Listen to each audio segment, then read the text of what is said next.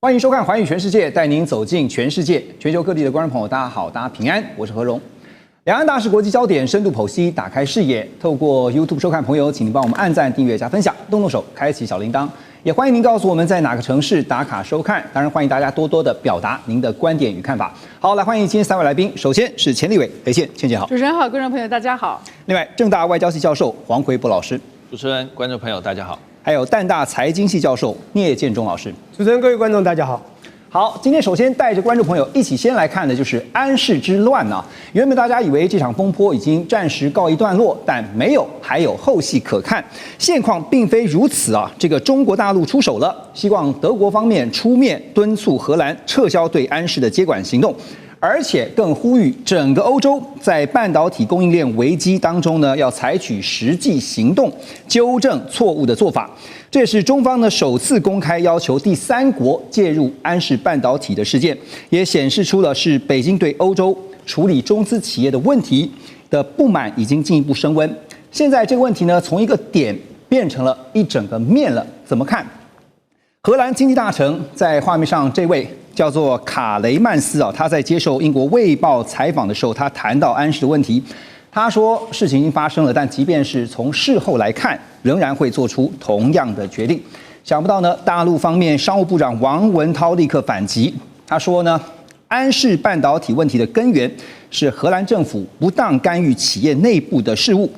那么荷兰代表团呢，在下礼拜将要访问中国大陆。根据路透的报道说，北京正在透过德国跟欧洲给荷兰压力，让荷兰政府放弃一个法案，叫做《供应品管法》所赋予的特权。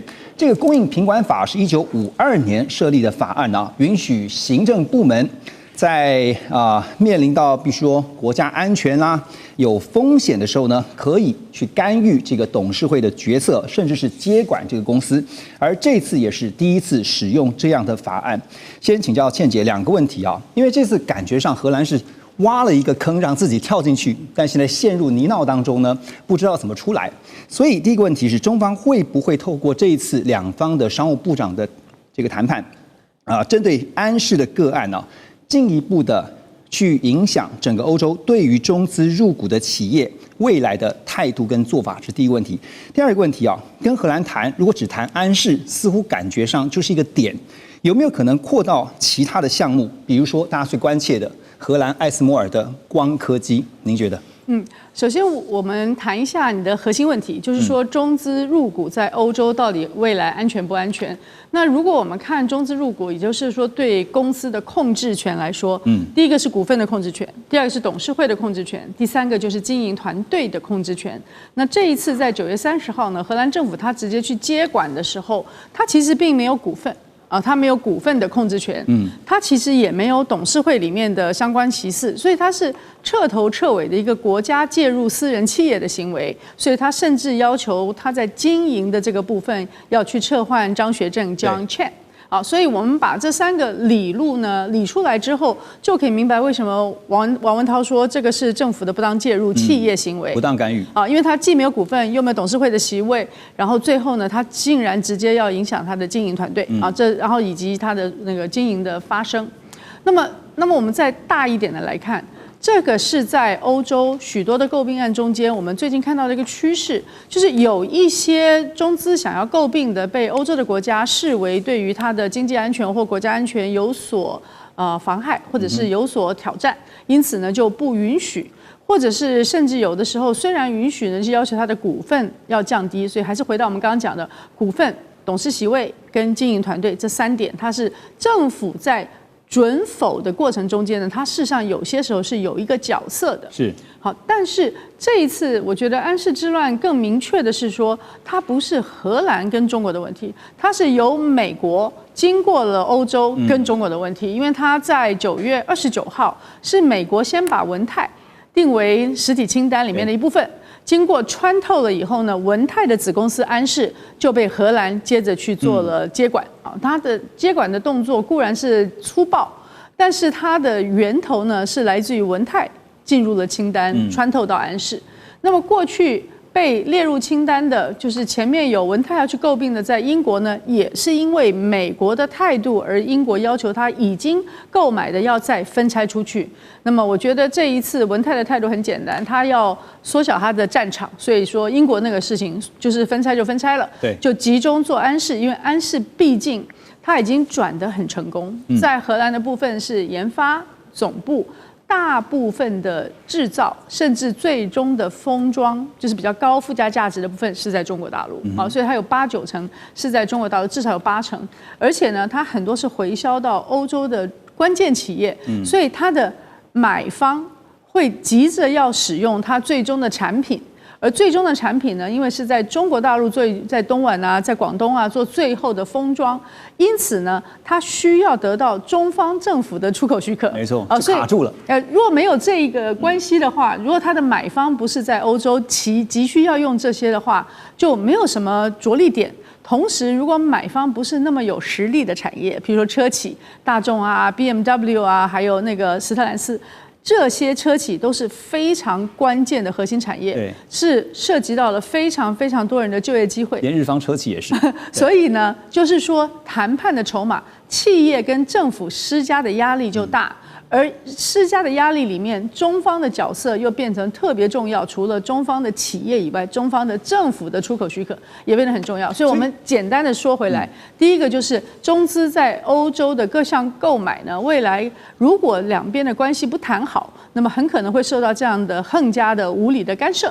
第二个是说，即便是你买了，甚至你在你的企业都已经做了供应链的调整以后呢，也可能受到横加无理的干涉。因此，它绝对是兹事体大。如果荷兰要来谈的话，不会3言2语轻易的就谈完。下周两方的商务部长就要谈了哈，对，怎么可能只谈安士这么一个个案呢？他就算是不谈安士个案，他也要把安士做成通案嘛。就说这里面所确定的原则，就是政府干预到什么程度。因为譬如说，你随便安一个说我经济安全跟国家安全的这件事情，那如果真的要像他的这个部长那么嘴硬的说，哎，我们是确切有安全问题。他后来是退了一步，说是我们对 CEO 有意见，没想到 CEO 中方也是坚决说我不接受你的法院裁定啊。那可是如果说你真正有这些安全问题的话，那你就量化 KPI， 明白的说出来，双方看看能不能在某种程度上面建立各种的机制来解决你的安全余力。但是若是这样子一旦建立了，那其他的行业是不是就有一个潜力可循？我觉得这件事情也是挺重要，因为不要忘记了，荷兰以前是我们台积电的将近四分之一强的股东，在2027年才逐渐出脱，所以荷兰的半导体跟我们的关系呢，不是从 ASML 开始，是从飞利浦来成为台积电的股东，然后甚至呢也因此在这边在台湾跟荷兰中间打通了一个非常绵长的半导体的合作关系，所以它就是一个供应链的关系。那这供应链的关系里面，你要用什么游戏规则？今天是 ASML 吗？还是今天是安士吗？其实它就是这一个供应链里面，到底要用什么游戏规则来决定我们未来可以彼此交易的秩序？这个游戏规则未来可能会成为商学院啊，这个全球企业，尤其是中资持股比例比较高的，甚至是有主导权的这个中资的欧洲企业，可能必须要去把它做一个好好的个案研究。好，当然这个事情发生以后呢，彭博也报道说，欧洲车厂已经开始向上游的供应商啊寻求中国替代的方案。这个中国零件替代方案呢，因为呢有多家的车厂啊都在要求主要的零组件供应商寻找能够永久替代中国大陆来源晶片的方案。那也显示出呢，产业对于供应链的稳定性啊是很担心的，但是呢也不愿意白白的挨打。因为万一以后再发生，那怎么办哈？研究机构欧米迪亚呢就估计说，这个安士半导体呢在简易功能车用晶片的领域，它的市占率超过了20%，竞争对手包括了美国的安森美半导体，还有威视科技，另外就是 Geodis， 还有呢日本罗姆株式会社等等哈。那现在呢，安森美已经表示说，他们跟客户正在讨论要怎么长期的来支援客户的需求。简单来说啦，就是欧洲车厂这次也上了一课啊，找替代方案，但是找得到吗？而且找到了，这个替代方案到底可不可行啊？现在同业竞争者有办法立刻补上这个缺口吗？这是一个非常实际的问题。奎博老师怎么看？还有会怎么进一步改变欧中的贸易结构呢？第一个问题就是说，这些替代的厂商能不能够补上缺口？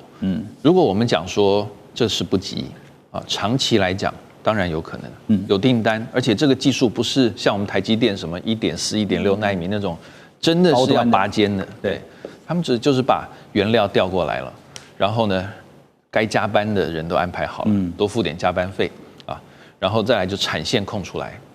大概剩下就是一些物流的东西了，所以长期来讲，大概我所谓长期啦，因为我只能说大概8个月、1年左右，慢慢，它的产能或许可以替代安士那20%。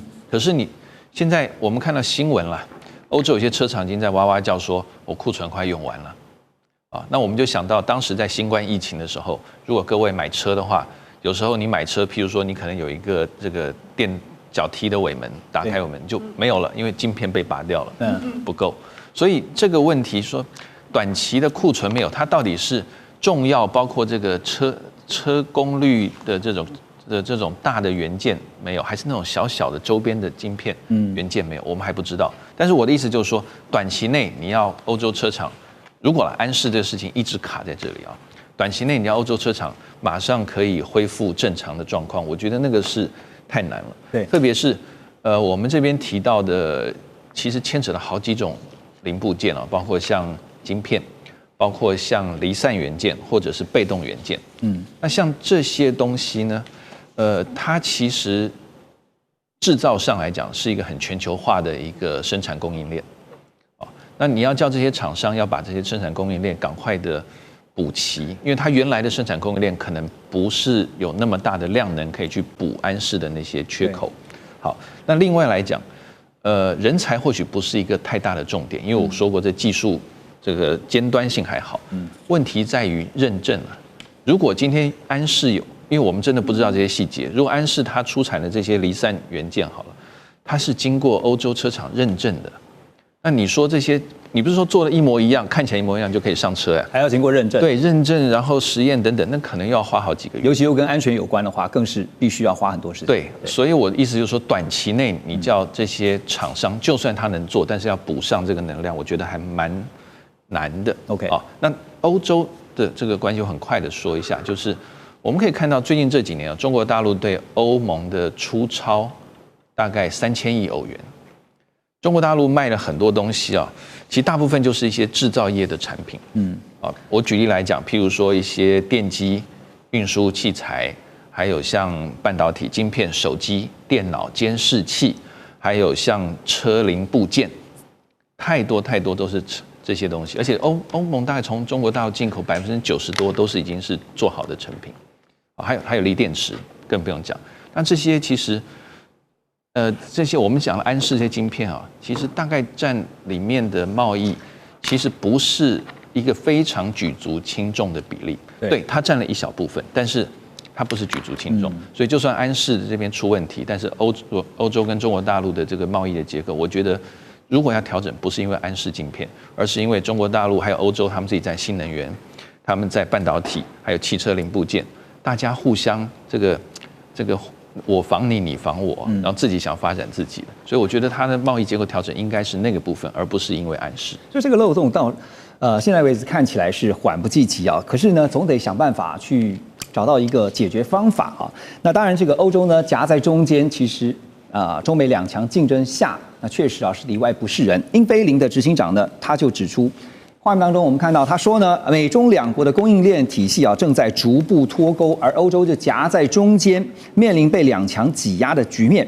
另外呢，欧洲汽车供应商协会也呼吁，认为欧洲应该要重新检视2035年停售燃油车的计划，允许混合动力或者是增程式的电动车继续销售。以免呢这个过度依赖单一来源的风险因为你知道纯电动车的话，可能它用到的车用晶片跟电控晶片更多，所以到时候怎么办呢？还有一个理由就是说呢，这样的话也能够保存一些这个产业劳工的就业机会哈。好，所以安士的个案确实让欧洲工业上了一课哈。面对这个供应链，未来如果真的是要脱钩了，聂老师觉得欧盟会怎么样去调整他们的供应链战略？我觉得现在不只是人对人、企业对企业、国家对国家，一定要有底气、有筹码，你才能够说你想做某一件比较严格的事情或严峻的事情。你9月30号你就居然的，像刚刚你先讲，就政府就不当介入，用国安的为由就把安士拿掉。请问一下，问泰他当时花了200多亿去买下，持了将近80%的股权，你赖这个情何以堪？我觉得这种做法，当然对国家的利益好像一个权柄在手，什么都可以做。但是你有没有想到，人家有底气，人家有筹码的时候，你可能会更惨。所以人家就帮你断供。所以欧盟现在真的很惨。我很早就讲以前欧洲的国家，我们都可以把它当老虎哈，一只老鹰、一只龙都很厉害。这老虎现在都是欧洲猫，它现在很多东西都靠别人。我跟你讲，它就是被夹击了，它是上下断供，左右夹击啊。这中美把它夹，还有上下断供。我跟你讲，他当这件事情一做的时候，中国有底气的时候，他东莞所有的工厂就把你上面就断供，你怎么活？所以欧盟，你问我转型的问题，我这样讲好了，他现在面临到了关键转型期。早期他想转型，那时候他们开会的原因是因为为了要达到2050年的碳中和，2035年大家都知道，他的目标就是要把所有的燃油车全部禁售，那是他们的目标，非常好，非常理想。德国开始什么？德国不就是环保尖兵吗？不过重点来了，当时呢，他就发现这个做法也不一定达到，因为他碰到3个问题。第一个问题说绿色的这个转型压力，他的确想朝这个方向。第二个呢？但是发觉全球是有竞争的，你要做这样的事情，你有没有办法做到？尤其中国电动车价钱，当然它可能是 price penetration 哈，价格切入法，的确有点当品的概念，让欧盟有点好像承受不起。那第3个还有一个更重要，就是供应链的问题啊，因为你不是整个全套供应链的生产，你看。我们的对岸中国多聪明，在2013年啊，习近平上来的时候弄了一个叫红色供应链，他知道所有的东西都是靠别人。他以前的银河号不是被断的时候，他才搞北斗卫星嘛。很多我们台湾的东西，后来为什么他们都有，就搞了红色供应链。他一旦有红色供应链，上中下游全部拿稳了以后，他要什么你缺什么，他大概可以补齐。当然我们说先进制程的3nm以下，他可能还做不到，但其他的供应链或成熟制程，它不是全世界已经是最 well established， 已经到处都很稳健。我要讲，他现在碰到的是另外一个叫做不止转型，而是关键转型期。他现在碰到的以前是为了环保 ESG， 现在为了生存。对，生存碰到问题，第一个就是吃电动车的成本非常高，你要我自己做，你怎么做？第二个呢，它基础设施其实普遍是不够的哈。它并没有我们想象中，欧盟是过去还有过去的欧盟，你现在没有那么强了。第3是中国讲不好听，电动车的竞争真的是让他们很难去跟它能够有所比拟。我觉得就是要互相，就是我们过去讲说比较利益或绝对利益，这样做才会有好的贸易未来。第5个讲不好就是。其实他们的自己的企业就第4个就是供应链的断供问题，这个他们现在面临到是最大的问题，生存问题。第5个就是他们企业其实也希望有所调整。当他们很多企业对2035年这个马上达到他们的这个燃油车去退化的这种目标，其实他们是有一些声音的。对，我现在要讲的就是说，现在我们看得到，现在这件事情连德国的一些重要汽车公司，像福斯不管你刚讲的这个英飞凌这些人怎么讲，他说他们今天如果被断晶片，这些汽车的晶片可能只能库存3周，不是3个月是3周，很短，对，很短哦。他们现在很多就面临停工了嘛，没得做。还有呢，缺晶片，你以后怎么办？所以他们现在要调整我觉得有时候是以和为贵，或者就是条件交换我们讲国际贸易里面就绝对利益，你觉得你有完全是觉得你在做，否则的话你一定要比较利益。就像过去的时候就资本密集劳动密集，资本密集的国家生产这种密集的产业嘛，这个劳动密集生产劳动密集的商品，不就这样吗？所以我觉得他们要做一些所谓的商业或贸易的整个调整，也就是在国际间做到还是。不能太反全球化，还是要部分的这个贸易的整合。所以回到一个重点，就是供应链自主到底能不能够真的是谈何容易啊？而且现在荷兰已经挖了一个坑，他自己跳进去了，现在想办法要从坑里面爬出来。但是接下来就看下个礼拜跟中方的商务部谈的结果如何。马上回来。2025全球局势必须关注，中美赛局牵动地缘风险，连带影响台海两岸未来。环宇全世界，关心全世界，权威分析。专业观察，客观立场。每周6日，请您准时锁定，一同关心全球大事的瞬息万变。有句话说牵一发动全身刚才特别提到了安氏半导体这个争议呢，原本以为已经落幕了，但还想不到的就是没完没了当然，这也让欧盟考虑开辟另外一个新的战场，就是限制华为和中兴的电信设备使用。根据彭博的报道呢，消息人士指称，欧盟执委会的副主席希望把2020年关于停止在行动网络所使用高风险供应商的建议，要转化成为一个具有法律约束力的要求。同时呢，还规定了，如果不愿意配合的成员国，可能要面临所谓的侵权程序，还有财务罚则。另外，他们也要积极的劝说这些非欧盟的国家不要过度依赖中国大陆的供应商。如果这些国家把全球门户计划的资金用在和华为设备相关的专案，那么欧盟可能会拒绝提供资助。而欧盟执委会的科技事务发言人也强调说，他们的5G 网络安全对于未来欧洲的经济至关重要。大家都知道，接下来马上要进入到的就是 AI 时代啊。AI 时代当然传输速度跟这个 AI 的基础建设大有关系啊。所以这次当然华为设备又被拿出来当做另外一个要开战的战场，而且是针对华为主力的产品，就是 5G 通讯设备哈。那所以倩姐觉得这是欧洲在创造一个战场，创造一个筹码，还是说他们也看到了未来 AI 在基建这一块他们可能的劣势？事实上呢，华为或者是它所代表的整个中国大陆的科技发展里面，现在有3项在全球是领先的。所以你智慧通讯。那智慧通讯就会跟未来的智能制造什么连在一起。第二个呢就是绿色环保相关的。第3个是我们现在已经看到的是 AI 跟量子。那这3个在中国大陆都有一个很大的领先优势，所以过去的欧洲他可能会想说，我就用我现有的优势，因为我还是买主啊。今天我买的是旧的华为，那我现在5G 的华为我不要，他可以用他的旧有的优势呢去主导未来的方向。殊不知，中国大陆在这3个大的领域上面呢，它已经完全有一个另外另辟蹊径的另外的系统。那对于欧洲来讲，它的决定就是说，好，这东西已经发展了、成熟了、实验了，在现地上面已经有现地的落地了，是，而且它的性价比很高。那我要不要？我如果不要的话，我就要全部从头来。从我的研发、制造、财务成本上面，我就要从头来算一遍。对，所以我觉得看5G 就是一个最好的例子。大家记得华为它一开头在那个通讯服务上面，它不是在手机厉害，它是那个 base station， 就是那些给通讯产业的人所提供的那些地方厉害，因为它不但是往后可以共融，它可以往前共融。就是说，以前我们说我4G 的我可以往3G可以连在一起容易，可是我4G 的要去能够跟未来的5G 连，要跟再后来的6G 连。华为是在这些地方最好的，都是 infrastructure， 而且都是跟未来可以连的，就是它整个设计里面它就设计好可以跟未来相融。那其他的不跟未来相融的话，你就要全部重做。你记得我们台湾以前开始有这个手机的时候，你换代就要全部重做你的基地台嘛。对。那华为它的优点就是它 forward compatible。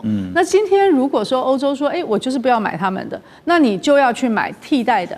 那你替代的不但是你要替代今天的，你还要去替代明天的。你每一次换代的时候，你可能都有新的大的成本。那这也是为什么你今天去看啊，华为现在说我的基地台啊、基础设备啊、我的手机跟相关的 application， 它的智慧财产的 license 都是用亿来算的，27亿、14亿，它的那个数量都非常大，因为它让使用者很容易的可以进入下一代。好，那现在如果我们今天华为真的不要用了，那就是第一，没有人去承担这个成本；第二个，你会延缓你的实行。等到他们真正用别人替代的5D 玩的时候呢，中国大陆的6G 已经好了。对，因为今年在15里面已经把6G 就放在台面上了，所以你就永远要落后的这样一个欧洲，大家甘心吗？就是欧洲国家甘心不甘心？您刚刚在讲的时候，我就想到说，所以现在欧美方面，特别是美国，特别用卫星来做一个替代，怎么看？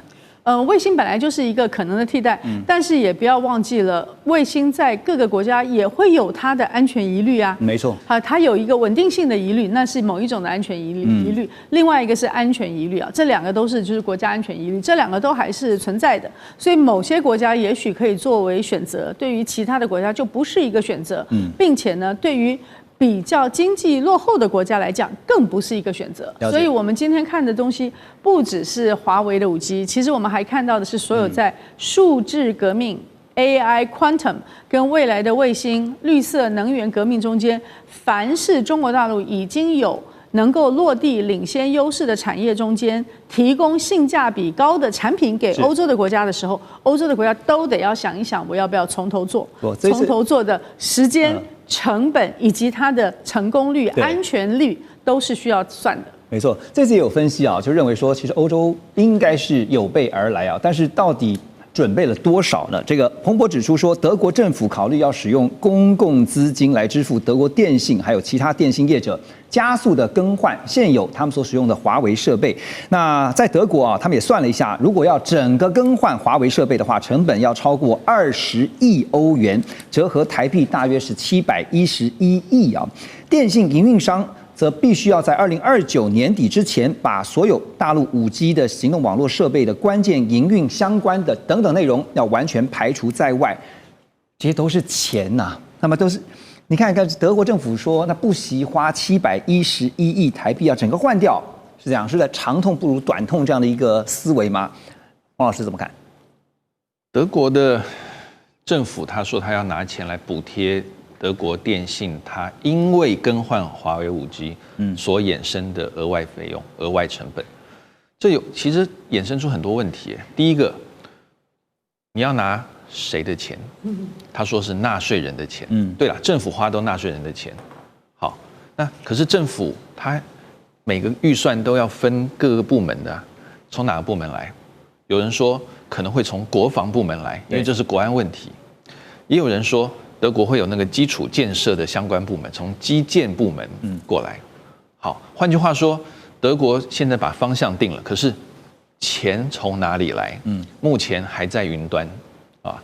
厂商听了政府对他给他口头的保证，我们会从政府预算拨过来。可是万一，对不对？只要事情没有最后的确定，那总会有风险嘛。对，那德国电信要不要冒这个风险？好，第二个就是说，那拿纳税人的钱。纳税人有没有意见？因为纳税人的钱，他会说你要更换设备，那是你电信商的事啊。为什么会拿大家的钱？为什么拿我？有些人会认为是电信商的事，那为什么要拿我的钱？那这个又在德国社会确实有些争论在。再来，电信商他自己 O 不 OK？ 因为电信商他已经有现在的，他成本已经花下去了，而且他说在华为的5G 相对便宜，而且很多人说好用，我们没用过，对，可靠性也很好，所以电信商要换到新的系统不是不可以，像诺基亚的，可是万一它的稳定性不够怎么办？对，后面衍生的这些，不管是客户的这个抱怨，或者是成本的增加，德国政府不会再给你了，就那传输的品质啊，对，那就是你的。好，最后一个，还有就是那这些电信商的工会 O 不 OK？ 因为工会就觉得你老板就是在乱花钱嘛，钱应该分给我们当薪水的。结果你跑去更新那个已经有的设备，对，那为什么要这样子？那德国的工会很强的，所以我们还不知道，因为现在报道很少看到德国工会的反应，但我觉得这个真的是需要考虑。讲是这样讲啦，但最后怎么去做哈，实际真的会执行成效是如何啊？恐怕还有待观察。不过现在中方已经有回应哈，就是外交部发言人林建言反击，他就说这种在没有法律依据还有事实根据的情况之下，用行政手段强行限制甚至禁止企业参与市场，是严重违反了市场原则以及公平竞争的规则啊。他也说呢，个别国家强行拆除或移除中方电信企业的优质安全设备，不但会延缓自身技术发展的进程，那会造成巨额的损失。另外呢，把经贸问题泛安全化、泛政治化，会阻碍技术的进步和经济发展，损人又不利己。现在看来，北京这边，意思就是说，如果真的这么做的话，北京会反制的。但是北京会如何针对华为的这些相关的电信设备啊，在欧洲这边遭遇到的困难，会如何来处置呢？如何反制？是我觉得自己强大、自身强大，这就是最好的。就您讲的底气。我说不好听，中国真的太厉害了，但就是因为他太厉害了，惹到了别人嘛，这么简单，树大招风。这件事情在2011年到2014年是演得最烈的时候。2012年，芝加哥有个学者说，中国再这样崛起，美国会疯狂，越崛起越疯狂。现在欧洲也跟着疯狂。我跟你讲哈，大家想想看，2011年发生什么事？那时候我刚好在另外一个友台讲了一个，就是那时候每个礼拜二10点，我正好讲的就是华为，还有另外叫中兴，绝对不能忽略掉中兴富国这家中兴，这两家一样的。当时还没有现在所谓手机玩到这么火热的时候，是路由器。那个路由器有没有？美国有几家快倒闭，他们要去收购奥巴马时期。全部呢要被收购之下，全部挡住。这跟2005年中海油去并他们的这个薛瑞丰一样的，那个 Unicorn 76一样的，全部用国安理由。对，当时你要想到，当中国的那个 PC 市场在2005也是一样，那个联想去标 IBM 大部分的那个产业的时候，他们也只给他部分的嘛 PC 市场。这就是美国后来越来越怕中国的崛起，但是那时候还好，所以2011年就有国安理由挡回去了。这两家持续发展。各位，你想想看，2018年3月22号丢出301法案的中美贸易战，就隔年发生什么事？我跟你讲，我那天在美国，我跟我学弟讲，这件事不是贸易战，就是科技战。而且几个月后，你会让我听到，就是中兴、华为会被锁喉。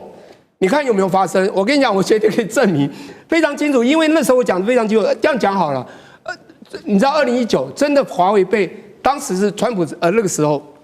那个脖子磕得很死，到2020年，拜登继续磕，甚至华为侵占山坡。各位，任正非2019讲了一些话，他说在2战的时候，一辆飞机啊，从头飞到底的时候被打了好多个这个千疮百孔，但他一样忍着飞到了目的地。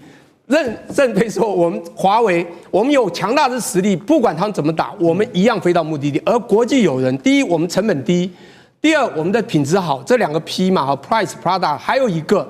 很重要，当然 quality 就是品质好，重要是我们的服务好。全球在的时候，已经全世界都签了这个5G、6G 的未来，刚刚讲的未来性的它的这个手机未来的服务。对，美国当然看不过去了嘛。我现在还在想，现在战机6代战机不是美国还没有真正实验，中国的这个沈飞、陈飞，你知道这歼36、歼50都出现，以后不是手机是战斗机，美国都追不过，你知道吗？研发速度也这个是5、6代，就是5G、6G，它现在战机也是5代、6代，所以。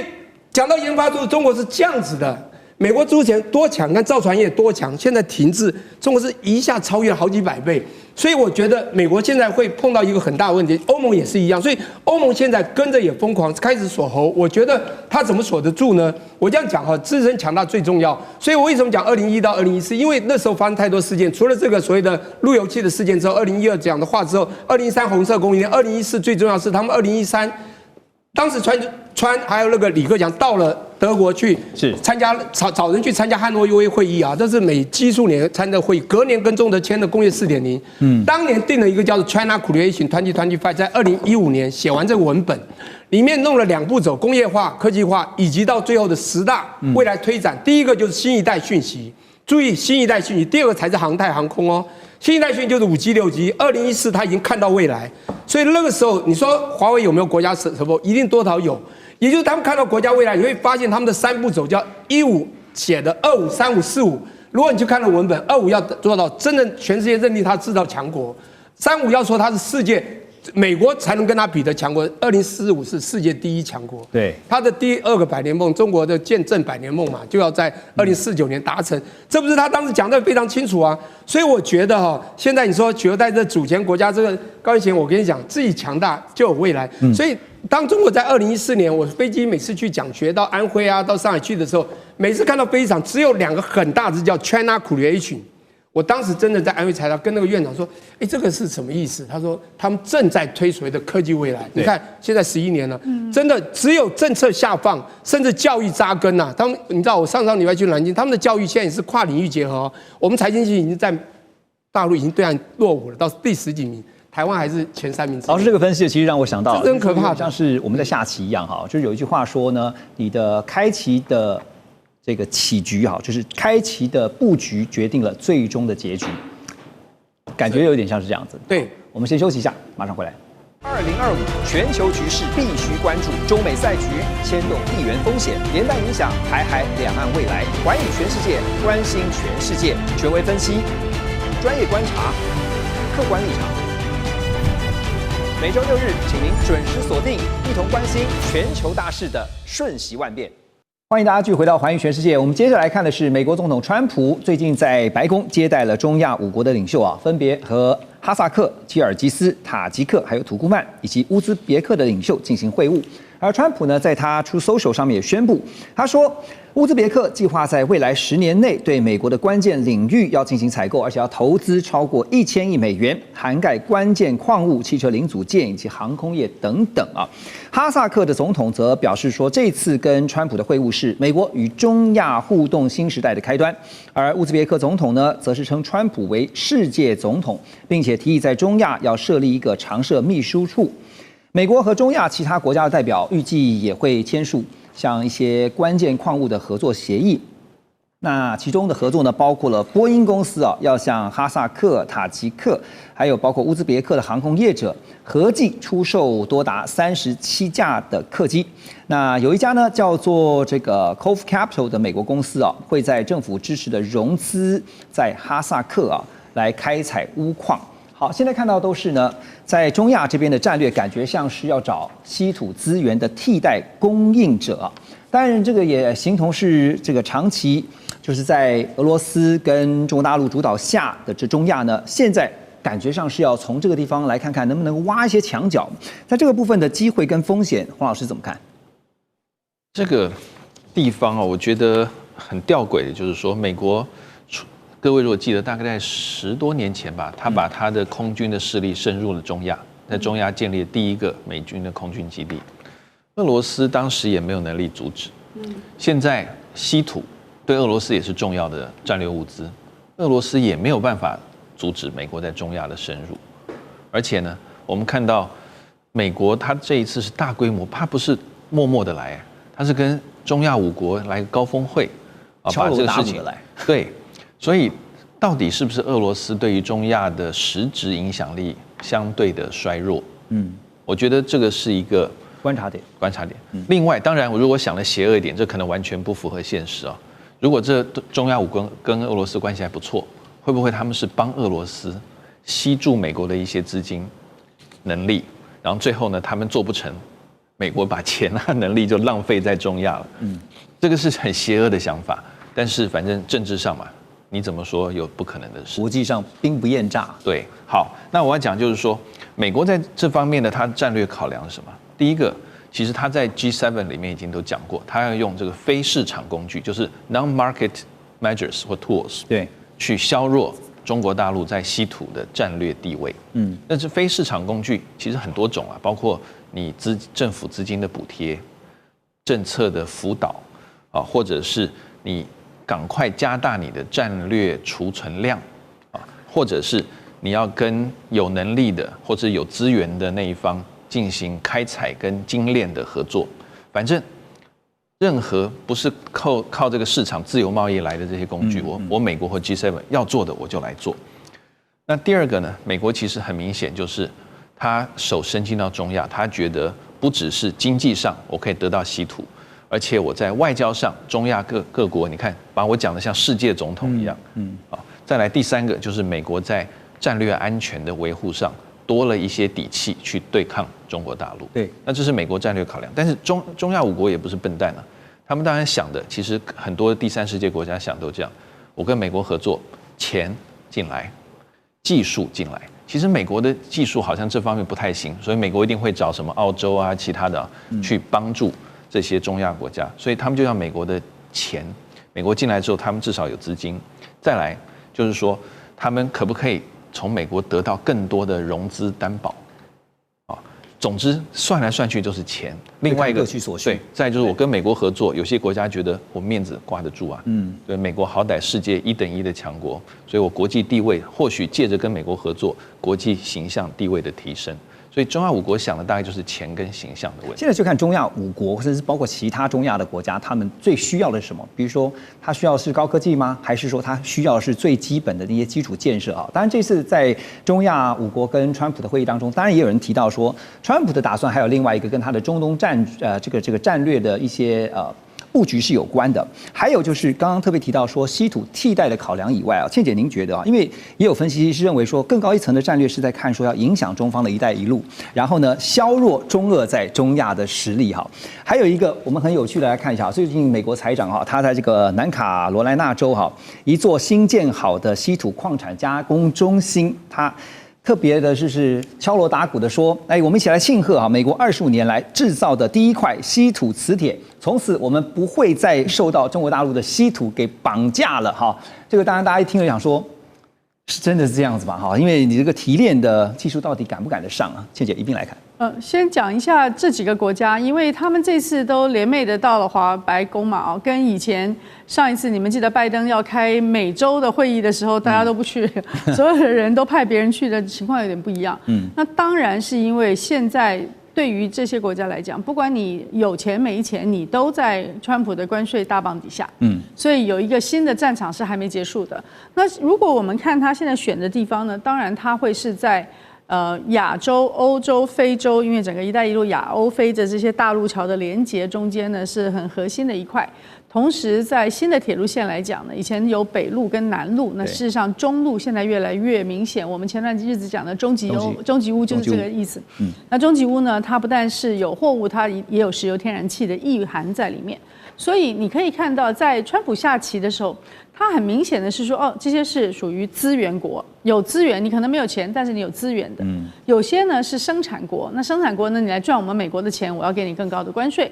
那再剩下最上面呢，就是品牌国 G7 啊，跟他们美国一样。我每次说我用川普的眼光来看，就是我们美国一样的那些国家。那这些呢，我就是要叫你们来美国投资。它大致上有一些很清楚的大概念的分布。那么中亚的5国呢，都是资源国。你今天光看他讲的第一个啊，就是说乌兹别克10年内要向美国采购1000亿美元，他现在每年的 GDP 差不多1000亿，而且呢，要买的东西呢，要涵盖的是关键矿物、汽车零组件及航空业。我觉得他可能必须要在这些国家中间做一些以物易物或者是贸易交换，否则的话，这些资源国事实上是没有能力去买美国想要卖给他们的这些高阶的东西，譬如说要37架飞机啊，塔吉克跟乌兹别克他们要做的这些，那么他要如何去处理？他们这些国家，就是你想要他的资源，但是他没有东西跟你做贸易的交换，那么你要不要在另外一边呢？就是做融资的提供。对，所以他们谈的东西呢，有一项我觉得对这些国家可能是第一次，但是要特别注意的就是，过去其实美国是不向这些国家提供融资的。那现在美国如果向他们提供融资的时候，就要讨论这些融资的安全性。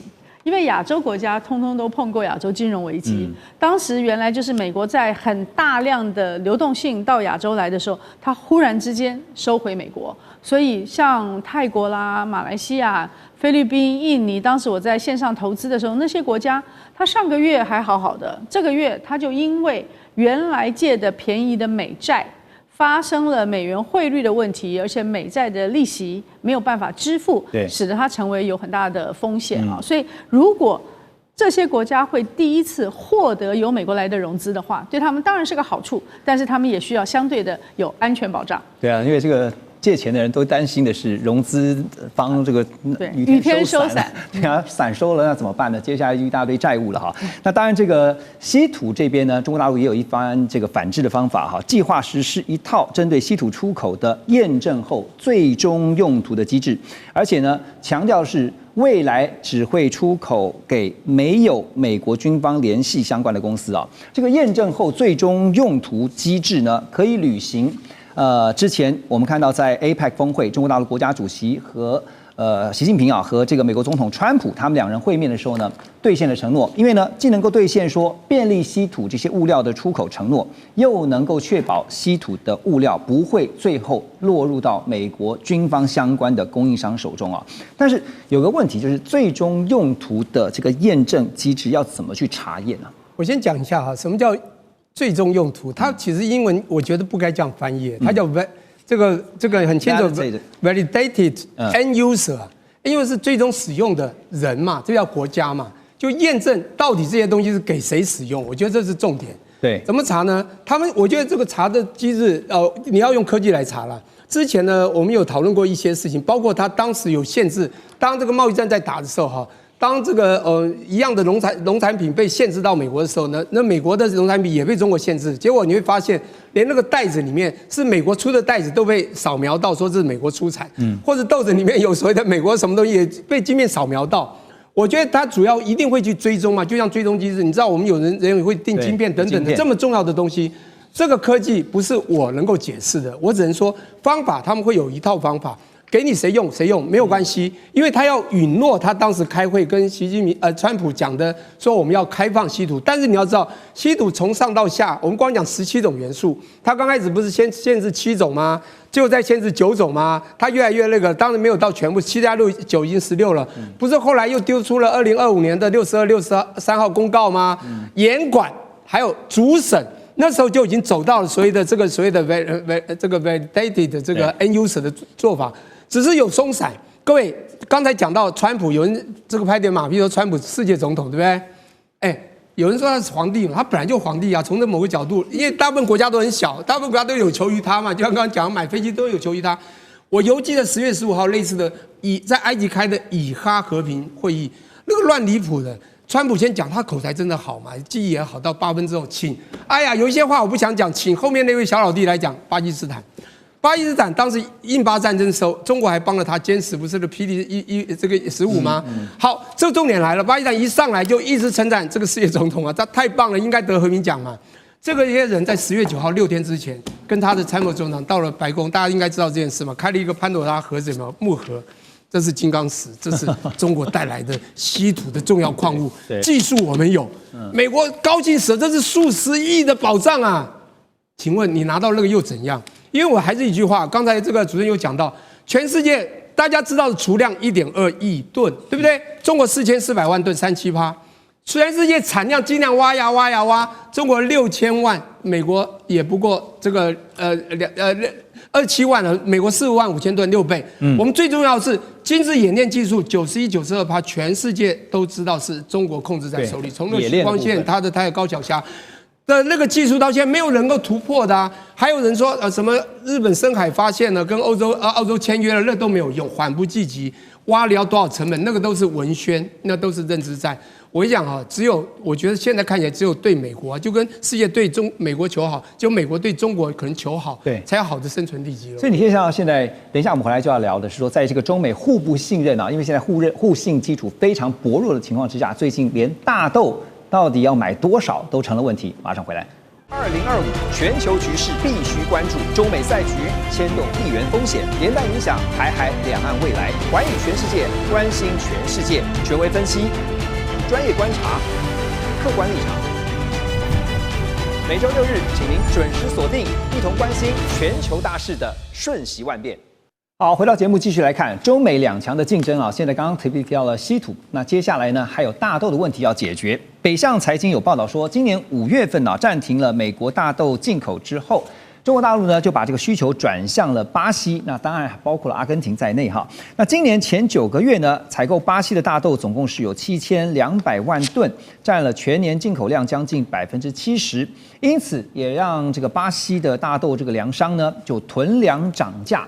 期货可居嘛哈，所以呢，半年内呢，这个大豆的价格从每一吨580美元涨到650美元，比加税以后的美国大豆还要贵上66美元哦。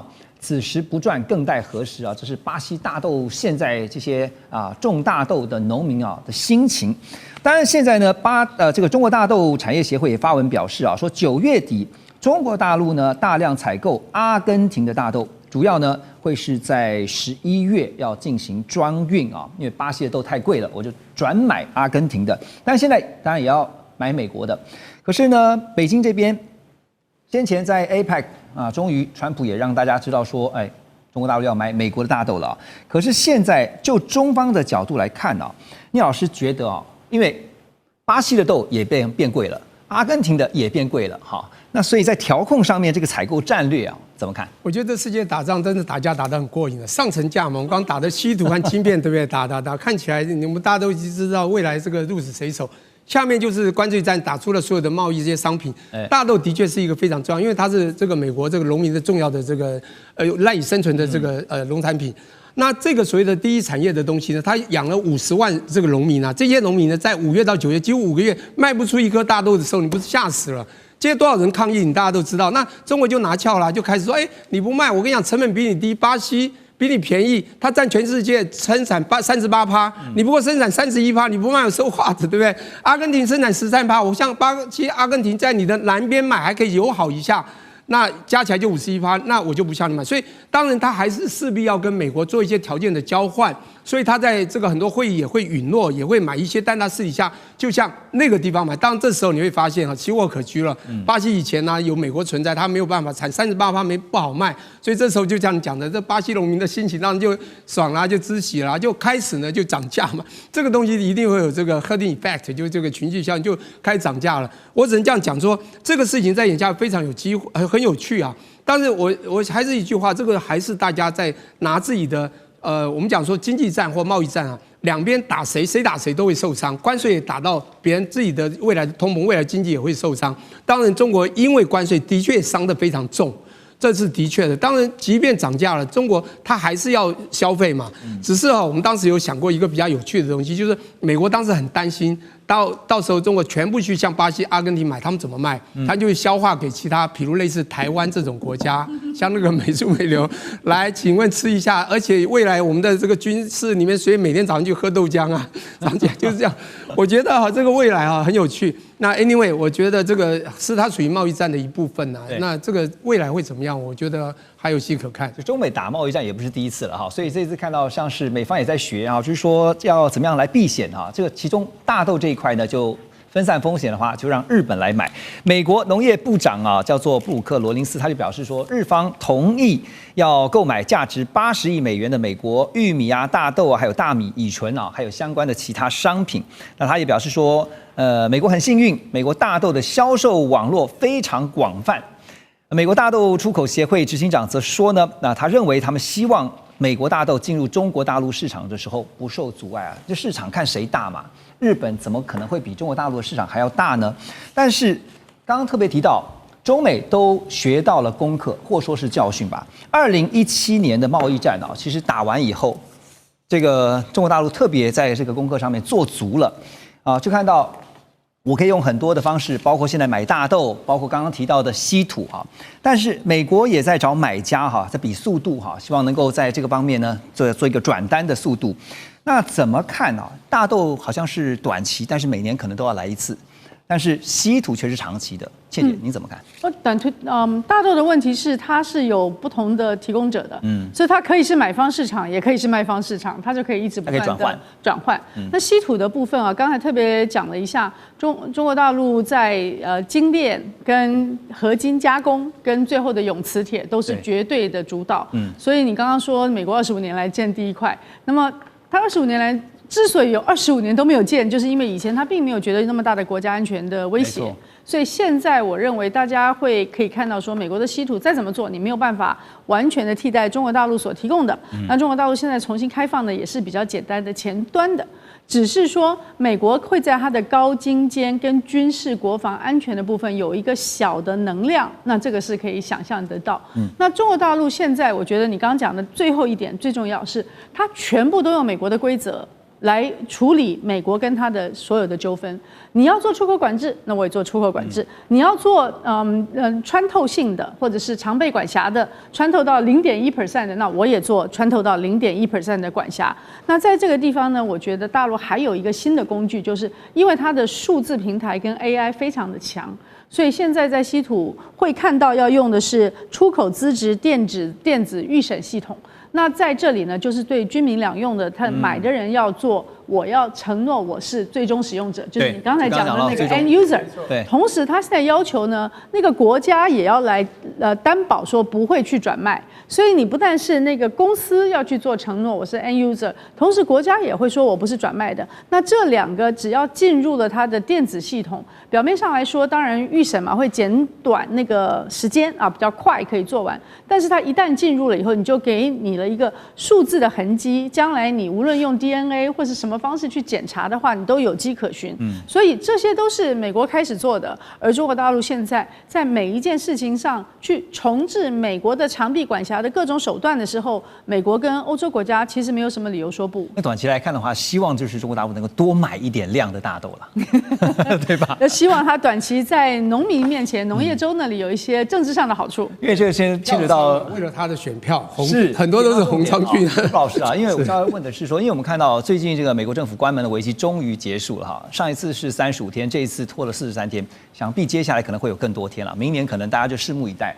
但是呢，回到这个最基本的经济问题啊，美国农民现在这个你说这个期待着中国大陆要买大豆哈，但是这个跟选票有关啊，因为如果经济受到影响的话，当然就会影响到他们的投票意向啊。可是，在明年期中选举前，您觉得还会有什么样的一些未爆弹或者一些变数呢？我觉得这个政府，美国联邦政府虽然说开门了，这个开门开到明年的1月30，对，因为它只是暂行解决方案在桌上。我们看到了，就是说至少还有8到9个拨款法案还躺在美国的国会。